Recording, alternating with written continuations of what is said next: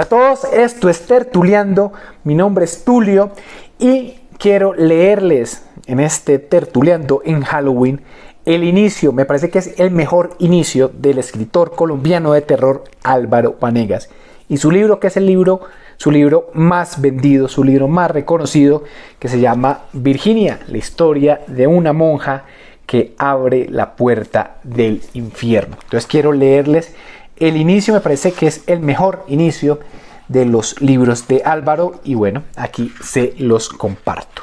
Esto es Virginia de Álvaro Vanegas. En el espejo, el reflejo de Virginia mostró el que imaginó era su propio rostro. Algunas de sus facciones se conservaban, su nariz pequeña, sus ojos grandes, sus pómulos marcados, pero ahora los ojos no poseían iris. Eran solo dos bolas blancas que no veían nada, y lo veían todo. Su nariz y su frente lucían enormes ampollas a punto de estallar, y sus pómulos empezaban a pudrirse. Con un pánico más grande que ella misma, Virginia se echó hacia atrás y se dio un golpe fuerte contra la pared de atrás en el estrecho baño. Sintió un fuerte dolor en la parte posterior de la cabeza, pero su mente se encargó de enterrarlo. Tenía cosas mucho más importantes de las cuales ocuparse. La imagen en el espejo volvió a ser la de siempre. Era ella nuevamente, con su expresión aterrada y sus ojos anegados en lágrimas. Se sacudió un poco, se acomodó de nuevo el hábito y rogando porque no hubiera hecho mucho ruido, salió del baño. En la tienda había solo 3 hombres sentados en una mesa, tomando cerveza y comiendo salchichón, y tras el mostrador, doña Graciela organizando productos en los estantes. Los 3 que tomaban cerveza, un campesino que si no recordaba mal se llamaba Osvaldo, su hijo adolescente Pedro, y un tipo que jamás había visto y que probablemente venía de la capital, ni siquiera le dedicaron una mirada, pero doña Graciela sonriendo, la miró y le preguntó si se sentía bien. Sí, claro que sí, contestó, y de inmediato notó que había subido la voz, así que corrigió. Gracias por prestarme el baño, doña Graciela. Faltaba más, hermana Virginia, respondió la dueña de la tienda. Volvió a sonreír y siguió organizando. ¿Qué es de la vida del padre Ernesto?, preguntó sin mirarla. Pero Virginia apenas se escuchó apresurada, sintiendo que empezaba a quedarse sin respiración, salió del lugar. Afuera la recibió un sol picante que su piel resintió y una brisa fría que sus pulmones agradecieron. Miró en dirección al templo de Nuestra Señora de las Mercedes, la iglesia del pueblo, a unas 10 u 11 calles hacia el norte. Se dio la licencia de dudar otro instante y emprendió el camino sin mucho afán. A su lado derecho, a pocos pasos de distancia, 2 adolescentes grababan un video en celular y reían como un par de demente.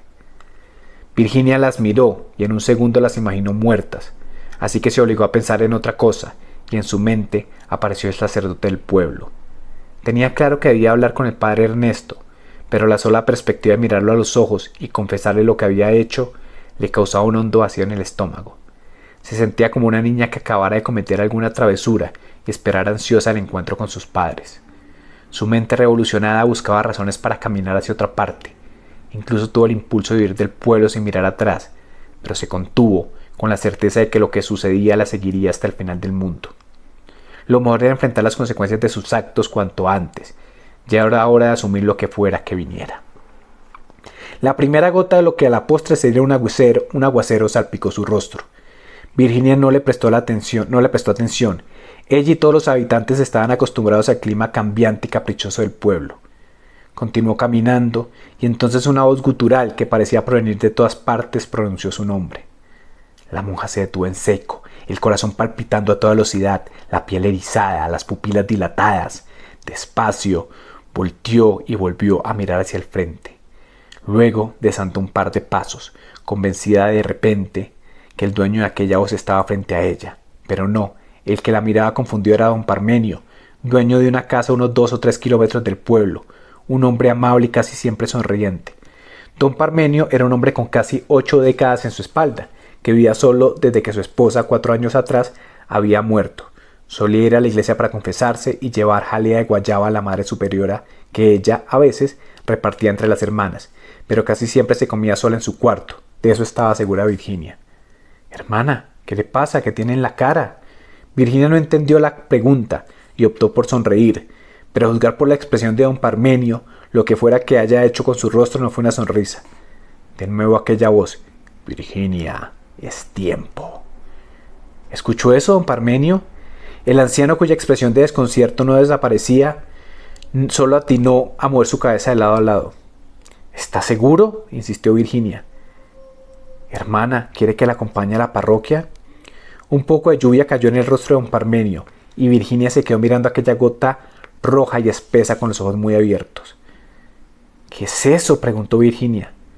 ¿Qué es qué?, preguntó el viejo. Eso rojo que tiene en la cara. Es lo mismo que yo le pregunto a usted. Otra gota en la cara de Virginia y otra más en la de don Parmenio. Luego, poco a poco, decenas de gotas por todas partes. Era aún una ligera llovizna, pero suficiente como para que Virginia comprendiera. Miró sus manos que poco a poco se teñían de rojo. No es posible, susurró. El olor metálico no dejaba lugar a una conclusión distinta. Está lloviendo sangre, gritó don Parmenio, y entonces alguien, una mujer, tal vez doña Graciela, gritó también, y Virginia sintió cómo sus huesos se convertían en plomo. Don Parmenio miró en la dirección de donde provenía el grito, pero Virginia sencillamente no se atrevió a hacerlo. ¿Qué es eso? Virginia de nuevo empezó a perder la respiración, y cuando lograba aspirar algo de aire, el aroma de la sangre le causaba náuseas. El anciano, con sus 80 años a cuestas, gritó con todas las fuerzas de sus pulmones. ¡Corre, hermana! Tuvo una arcada, probablemente causada por la sangre que ingresó en su boca. Luego siguió su propio consejo y se alejó de Virginia lo más rápido que pudo. Pero ella necesitaba ver, necesitaba saber. Eso era lo que la había llevado a ese punto, su incesante y obsesiva curiosidad. Tomó aire como pudo, reprimió las ganas de vomitar y mientras sentía como la sangre le empapaba, miró hacia atrás. Doña Graciela le sonreía y la monja durante un segundo sintió alivio, pero se fijó en el brillo rojo y malévolo que se desprendía de los ojos de la dueña de la tienda, y entonces supo, ahora sí sin duda, qué estaba sucediendo. Supuso muy dentro de sí que debía alegrarse, finalmente era lo que había estado esperando, pero en la superficie de su mente se empezó a abrir paso un miedo como nunca había conocido. ¿Eres tú?, preguntó alguien desde el cuerpo de doña Graciela, y se relamió la sangre alrededor de los labios. ¿Virginia? Virginia no hubiera podido responder de querer hacerlo. Estaba demasiado asustada como para musitar palabra. La boca de doña Graciela se siguió extendiendo en una sonrisa imposible, como si de repente se hubiera convertido en plastilina. Pero Virginia tuvo una razón para dejar de mirarla. Detrás de ella se desplegaba un pandemonium. Cuando un ser alado y de rostro ovalado, que parecía estar hecho centímetro a centímetro de materia fecal, se las arregló para partir por la mitad a Osvaldo, Virginia por fin reaccionó y empezó a moverse, pero la sangre en el suelo impedía hacerlo a la velocidad que hubiera querido. A cada paso escuchaba ruidos más y más aterradores, la gente gritando por el dolor y el pánico, los vidrios quebrándose, las voces demoníacas en cada rincón. En su boca, el sabor de la sangre que ahora diluviaba y que hacía cada vez más difícil mantener el equilibrio. Unos metros antes de llegar a la iglesia sucedió por fin. La hermana Virginia se enredó con su propio hábito y cayó al suelo con todo su peso. Alguien le extendió una mano para ayudarla, pero Virginia prefirió levantarse por sí mismo, pues esa mano podría pertenecer a alguno de los poseídos. Ya en pie, pudo ver de frente a la persona que pretendía ayudarla. Era una mujer, casi una niña, no tendría más de 15 años, y que miraba por todos lados con rabia, mientras intentaba quitarse de la cara el largo pelo lacio y apelmazado de sangre. ¿Qué mierda está pasando?, preguntó la niña, seguramente convencida de que Virginia, que trabajaba directamente para el bando de los buenos, tendría alguna clase de respuesta. La hermana la tomó de los hombros con la intención de llevarla al templo, pero algo se la arrebató.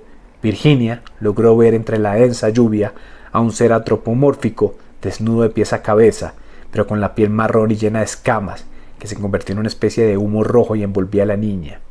Virginia sabía que lo más prudente era correr, pero le resultaba imposible apartar de sus ojos aquel espectáculo.